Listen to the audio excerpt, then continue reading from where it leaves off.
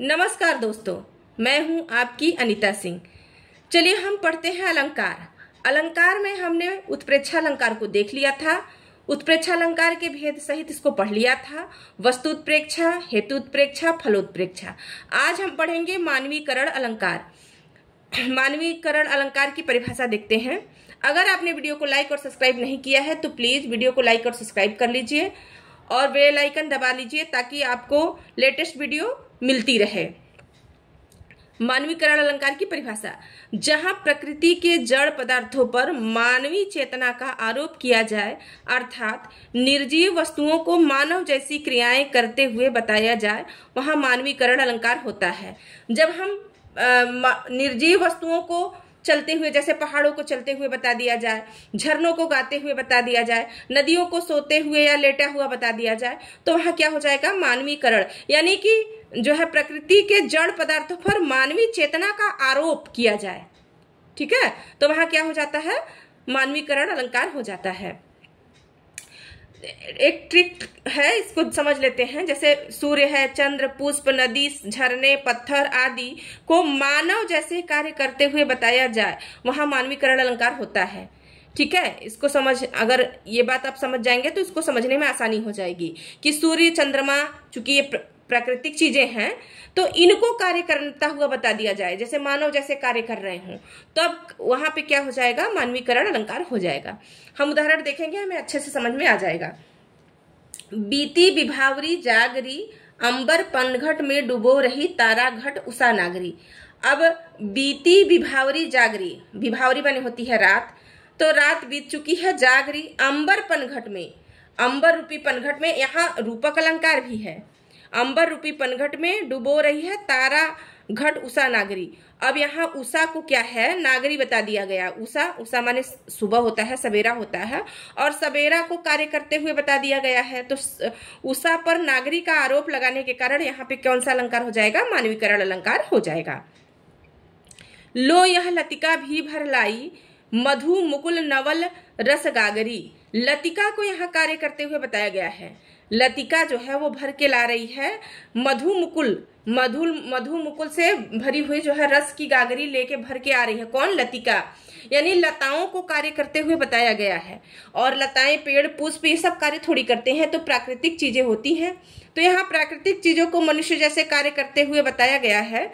लतिका को गागरी भर के लाने का, लतिका पर गागर भर के लाने का आरोप किया गया है। तो लतिका क्या है? पुष्प जो है, वृक्ष जो लताएं होती हैं, पुष्प की जो लताएं होती हैं, उन्हें कार्य करते हुए बताया गया है। तो यहाँ पे जो कौन सा अलंकार हो जाएगा? मानवीकरण अलंकार हो जाएगा। आपको बात समझ में आ रही होगी। नहीं आ रही है तो कमेंट करके बताइएगा जरूर। हम प्रयास करेंगे, हमारा मकसद है आपको समझाना। अगर आपको समझ में नहीं आएगा तो हम फिर से पढ़ाएंगे, पर आपको समझ में आनी चाहिए। मेघ आए बड़े बन ठन के सवर के। अब मेघ आए, कौन? मेघ। मेघ माने बादल होता है। बादल बन ठन सवर के आ रहे हैं। अरे बनने, ठनने, सवरने का काम तो मनुष्य करता है, और यहाँ बादल को सज सवर कर, बन ठन कर आते हुए बता दिया गया है। तो जो सजने सवरने का काम होता है वो मनुष्य का काम होता है।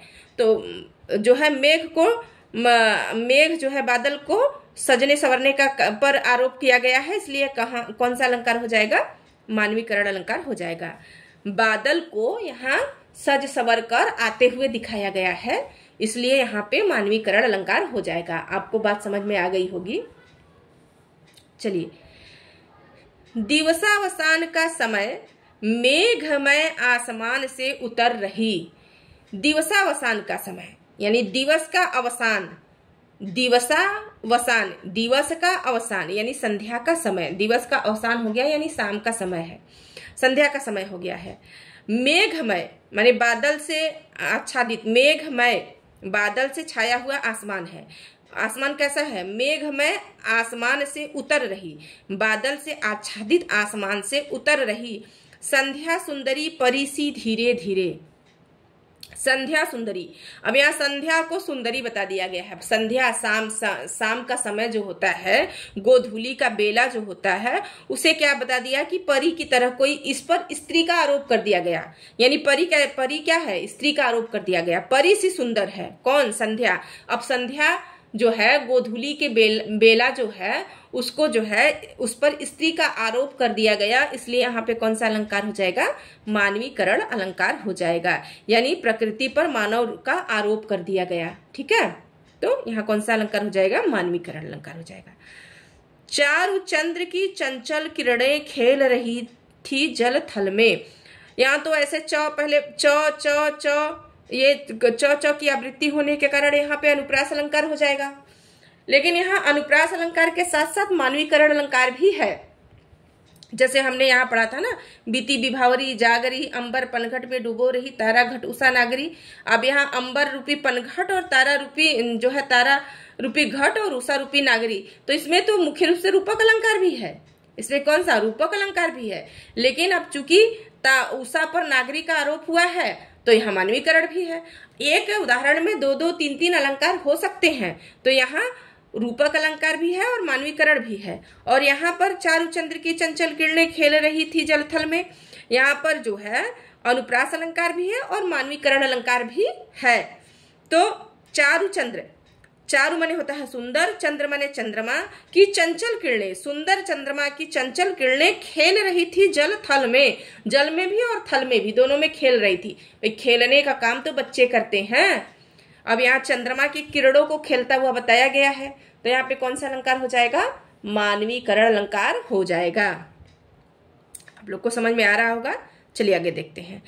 प्रकृति यहाँ एकांत बैठी निज रूप सवारती। अब यहाँ प्रकृति को अब अपने रूप का श्रृंगार तो कोई स्त्री करती है, रूप का श्रृंगार स्त्री करती है। यहाँ जो है प्रकृति को, और यहाँ एकांत में बैठकर निज माने अपना रूप सवारती, अपना रूप सवारती है। प्रकृति को यहाँ रूप सवारते हुए बताया गया है, और ये काम तो स्त्रियां करती हैं, अपने रूप का श्रृंगार तो स्त्रियां करती हैं, प्रकृति को रूप सवारते हुए बताया गया है, इसलिए यहाँ पर कौन सा अलंकार हो जाएगा? मानवीकरण अलंकार हो जाएगा। धीरे धीरे हिमाच्छादन हटने लगा धरातल से, जागी वनस्पतियां अलसाई मुख धोती शीतल जल से। यह पंक्ति जो है जयशंकर प्रसाद के कामायनी से है, और इस कामायनी तो पूरा का पूरा आपका मानवीकरण अलंकार, कामायनी ही नहीं, छायावाद के कवियों ने मुख्य रूप से मानवीकरण अलंकार का ही प्रयोग किया है, और मानवीकरण अलंकार पाश्चात्य अलंकार माना जाता है। तो ये जो है जयशंकर प्रसाद की पंक्तियां हैं, वो किससे है? कामायनी से है। धीरे धीरे हिमाच्छादन हटने लगा धरातल से, हिम का आच्छादन यानी बर्फ जो है वो धरातल से हटने लगा। जागी वनस्पतियां, अब यहाँ वनस्पतियों को जागते हुए बताया गया है। अब जागने का काम तो मनुष्य करता है, मनुष्य सोता है तो वो जागता है, और जागकर अलसाई मुख धोती शीतल जल से, अंगड़ाई लेती हुई अलसाई हुई शीतल ठंडे पानी से मुख धो रही हैं। अरे मुंह धोने का काम मनुष्य करता है, इंसान करता है, वनस्पतियां मुख धोने का काम नहीं करती हैं। तो यहाँ वनस्पतियों को जागते हुए और जो है अंगड़ाई लेते हुए और मुख धोते हुए बताया गया है। किसको? वनस्पतियों को। वनस्पतियों पर जो है प्रकृति पर मानवीय आरोप के कारण यहाँ कौन सा अलंकार है? मानवीकरण अलंकार हो जाएगा। अलंकार का टॉपिक समाप्त होने पर हम जो है बोर्ड के एग्जाम में आए हुए अलंकारों को बताएंगे, मतलब बोर्ड के एग्जाम में कैसे प्रश्न पूछे जाते हैं उन पर चर्चा की जाएगी। आज हमने मानवीकरण अलंकार देख लिया। अब हम इसके आगे जो है कौन सा अलंकार बचा है? अतिशयोक्ति। अतिशयोक्ति अलंकार बचा हुआ है। अतिशयोक्ति अलंकार आपको पढ़ाएंगे, अतिशयोक्ति के भेद सहित पढ़ाएंगे। अगर आप भेद सहित पूरा अच्छे से पढ़ना चाहते हैं तो कमेंट बॉक्स में कमेंट जरूर करिएगा। और आज के लिए बस इतना ही। जय हिंद।